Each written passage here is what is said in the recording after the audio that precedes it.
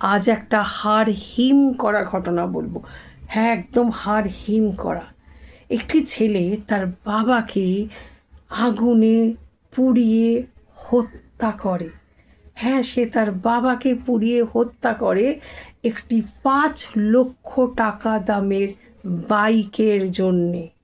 তার বাবা তাকে দিতে অস্বীকার করেন, কারণ ঠিক ২ মাস আগেই, মাত্র ২ মাস আগেই তার বাবা তাকে একটি ২২ লক্ষ টাকা দামের গাড়ি কিনে দিয়েছিলেন। এই ৫ লক্ষ টাকা দামের গাড়িটি দিতে চাননি, তাই তাকে আগুনে পুড়িয়ে হত্যা করে তারই একমাত্র পুত্র সন্তান।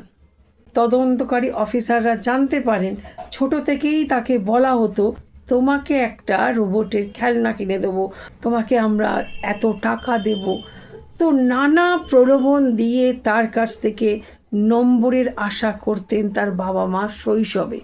ফলস্বরূপ যখন সে বড় হয়, সে পড়াশোনা থেকে নিজেকে দূরে সরিয়ে নেয় আর বিলাসিতায় নিজেকে মগ্ন করে দেয়, এবং পড়াশোনা সে আর বেশি দূর এগোতে পারেনি। নানা নেশা আর বিলাসিতা তাকে গ্রাস করে।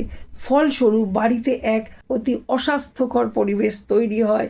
সেই বাবা মায়ের কাছ থেকে সব সময় টাকা পয়সা যা চাইতো, না দিলেই বাড়িতে প্রচণ্ড অশান্তি করত। তাহলে দেখুন পড়াশোনার গুরুত্ব কী, এগুলো বোঝাই।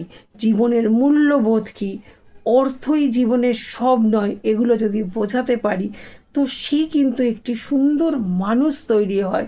এবং সে হয়তো বিরাট শিক্ষিত না হলো, কিন্তু সে তার নিজের ডাল ভাতটা অবশ্যই জুটিয়ে নিতে পারবে, এ বিষয়ে কোনো সন্দেহ নেই।